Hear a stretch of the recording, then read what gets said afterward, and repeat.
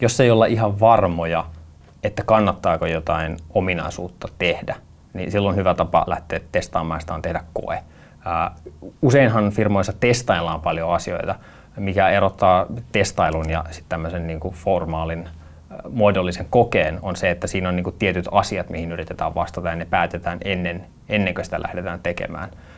Me ollaan otettu opit tämmöiseltä tyypiltä kuin Christian Kromer, joka listaa, että kokeessa pitää olla oppimistavoite. Ja oppimistavoite on tässä ehkä tärkein, mikä yleensä unohtuu, koska päätetään kylläkin se asia, mitä testataan, mutta ei päätetä sitä, mitä siitä haluttaisiin oppia.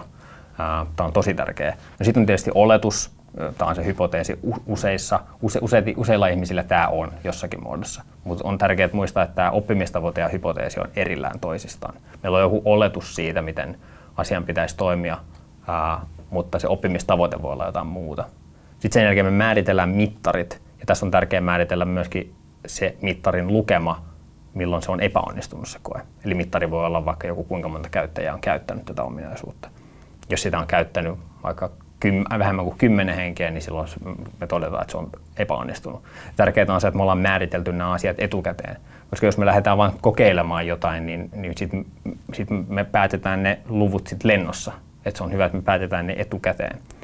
Ja sitten päätetään aikaikkuna, eli kuinka pitkällä ajalla me tätä koetta ajetaan. Esimerkki tästä voi, että minkälainen koe voisi olla. Kuuluisa tarina maailmalta. Tehdään sovellukseen uusi osio, mutta ei oikein tiedetä, että haluuko ihmiset käyttää sitä vai ei. Laitetaan vaan navigaation linkki tähän uuteen osioon.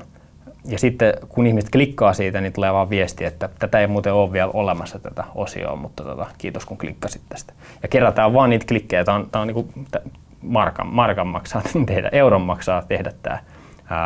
Ja sä voit vaan testata, että kuinka moni ylipäätänsä menee sinne. Jos kukaan ei klikkaa sitä linkkiä, niin sulla on aika vahva signaali, että ei tätä todellakaan kannata tehdä tätä ominaisuutta.